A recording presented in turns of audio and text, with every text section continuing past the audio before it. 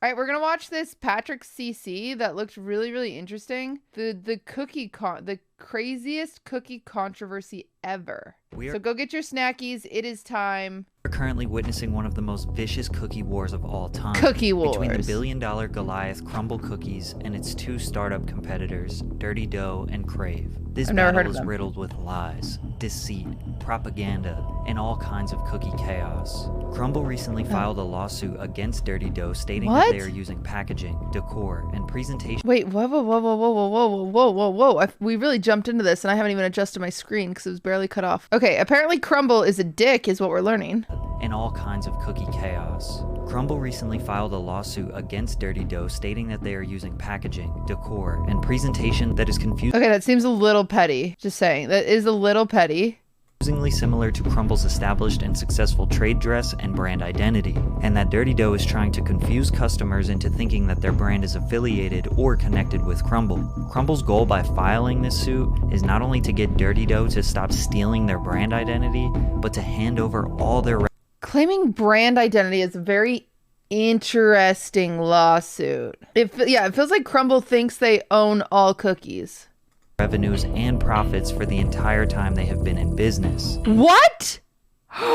Wait, I'm sorry, repeat that? This is fascinating. Stop stealing their brand identity, but to hand over all their revenues and profits for the entire time they have been in business. However, that's crazy. So they want all of their money they've ever made. That's ridiculous. With recent comments on social media about the lawsuit, Crumbl is now doing exactly what it criticized Dirty Dough of doing, using social media to shed its light on the Utah cookie wars. Of course it's Utah. All the Mormons are pissed. The original lawsuit focused on sprinkles, swirls, whimsical designs, and box shapes.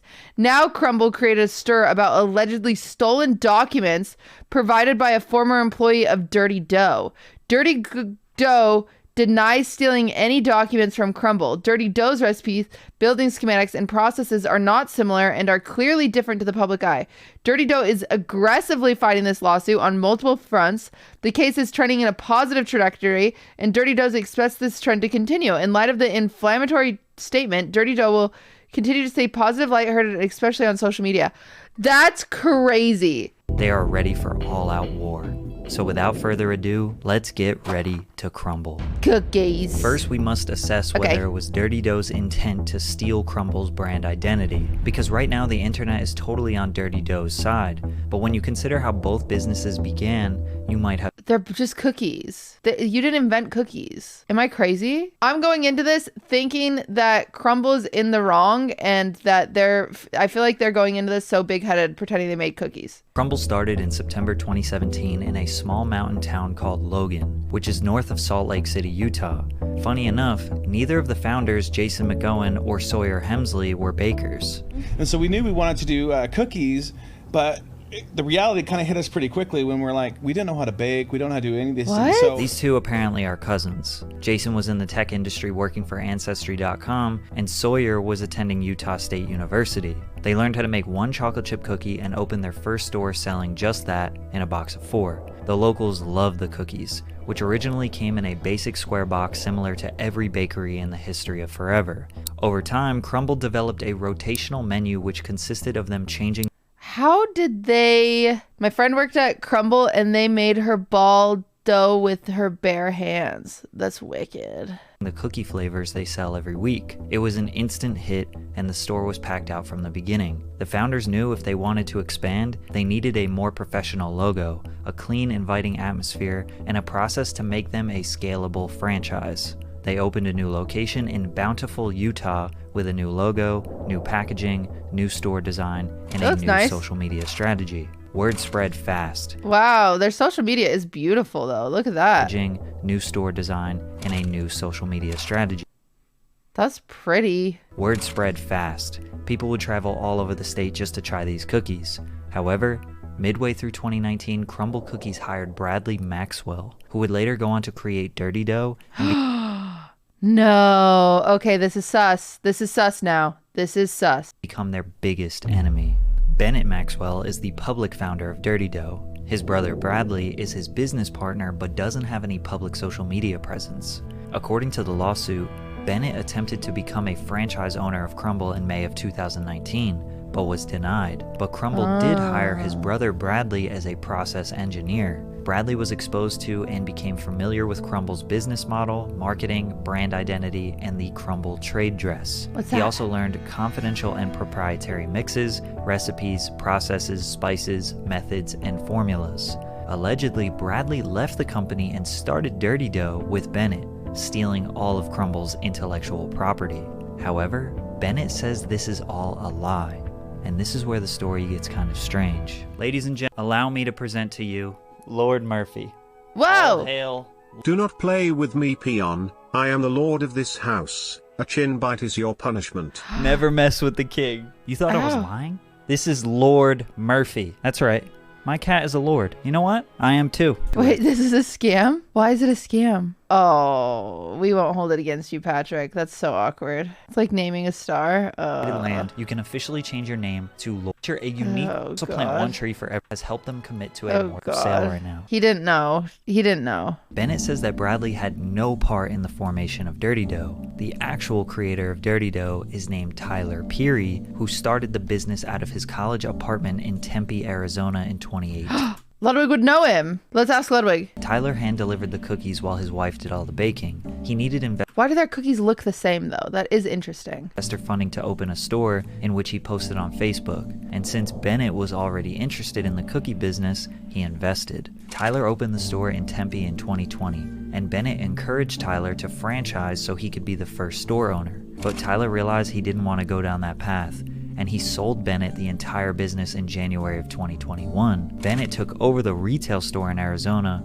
reshaped the business model, came up with new formulas, The rebrand is interesting. I will say that. rebranded, and claims to have sold 60 franchises before opening a second store. So the Crumbl lawsuit is incorrect about the formation of Dirty Dough. However, that doesn't mean Bennett and Bradley are completely innocent. Bennett confirmed he tried to franchise Crumbl, and he confirmed that Bradley worked for Crumbl. Just because the lawsuit got the exact origin story wrong doesn't actually help Dirty Dough at all. In fact, it gets even worse for them. When Bennett purchased Dirty Dough, he said nothing but bad things about it.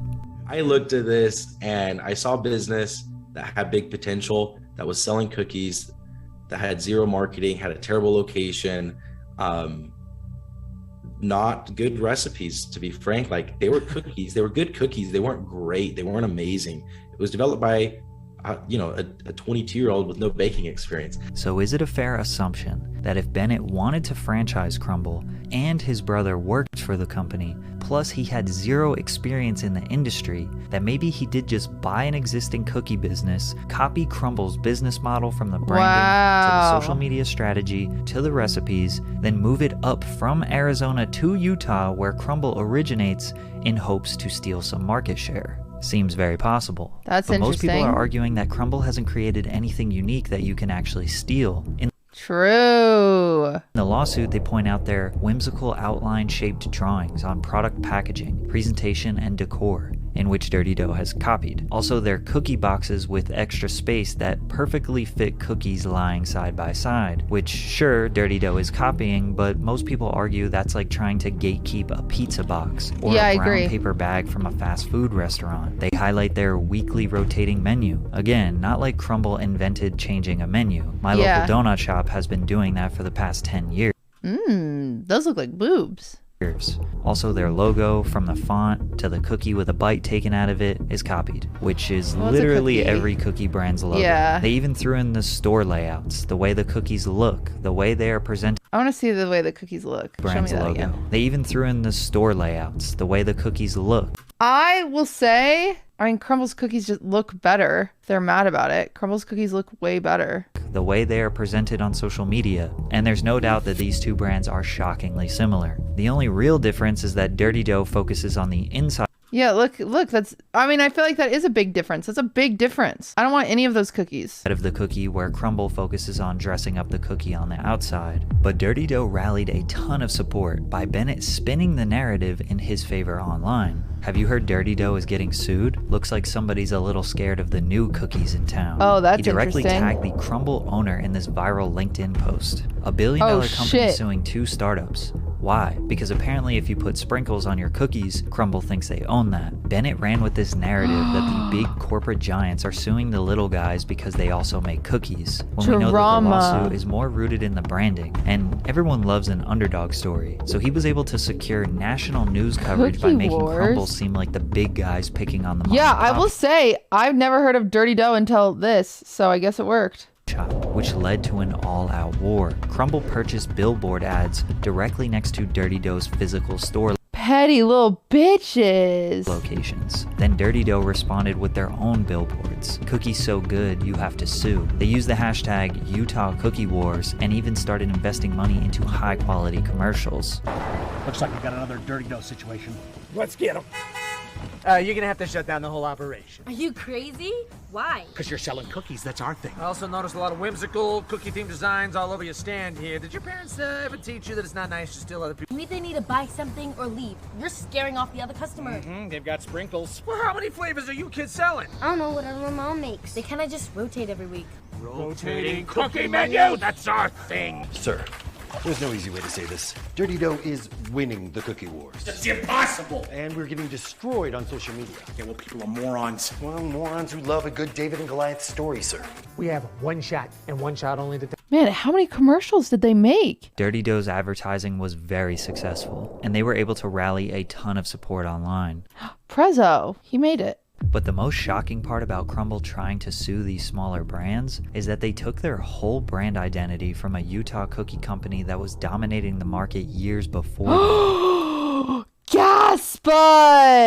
They stole from someone else. Chip. Chip is the original gourmet cookie delivery company. Chip started in 2016 and they opened only serving one cookie in a box of 4. Sound familiar? Their logo featured a cookie with a bite taken out of the top right corner. They grew by focusing on their cookie presentation as well as their branding on social media. This drove a lot of traffic to their physical locations, and they generated a huge amount of buzz in Utah before all these other copycat I'm gasping. brands. Chip started No one's talking about Mrs. Fields either, but like Mrs. Fields really started this, right? Why is Utah the cookie capital? Utah's also like the soda pop capital. It's just the Mormons. They love their sugar, man. because there were no dessert options in the area for a late night snack. They initially didn't want a franchise. They wanted to serve the local community. Chip never went after Crumbl when they obviously took the whole business model, branding, and idea to the exact same market. They Damn. just focused on their own vision, and Crumbl went corporate, taking There's that many crumbles. Oh my God. over the whole country. Dirty Dough and Crumbl were not founded by people who have a passion for baking, but by people who want to build a corporate enterprise. Neither founders had experience in the food industry at Yeah, you guys are cringe. all. They created a They're just greedy. Now I hate them. fast food business that has 20 to 30% profit margins, whereas That's pretty good. most traditional ones operate on 6 to 9% profits. One of the goals is to lower the barrier of entry to entrepreneurship. To be an entrepreneur, you need a game plan, you Strippy, need come time, here. expertise, and money. Well, that's what a franchise is here's a game plan that's worked for other people. The time required to run one of these stores is a lot less because we don't require owner operated. The expertise to run one of these stores is a lot less because we do a centralized production model, right? Which we'll get into a little bit. And the money required is about half or less than half Face is covered, of it's fine. the competition. The goal of this business is to open more businesses. Bennett openly admits that he started the cookie business to create another passive revenue stream for himself. He designed their model so that it only truly requires one person to run an entire store, and that's important, providing a model so entrepreneurs can make money for their families. The cookies are made in a factory somewhere and shipped to the store. Crumbl is the What? Wait, where? Wait, what? I missed that. and make money for their families. The cookies are made in a factory somewhere and shipped to the store. Crumbl is Yuck. You can't make them in a factory cookies. the exact same. They just actually hand make the cookies in the store and provide more jobs since they can have up to 10 people working at the same time in one location. People care right That's pretty good. Does anyone work there? Can you steal the recipes for me? now, but one day this cookie war is going to look exactly like McDonald's feuding with Burger King, where they both win by generating millions and we lose by our inability to control our cravings. We love cookies. Wow. That was crazy, guys.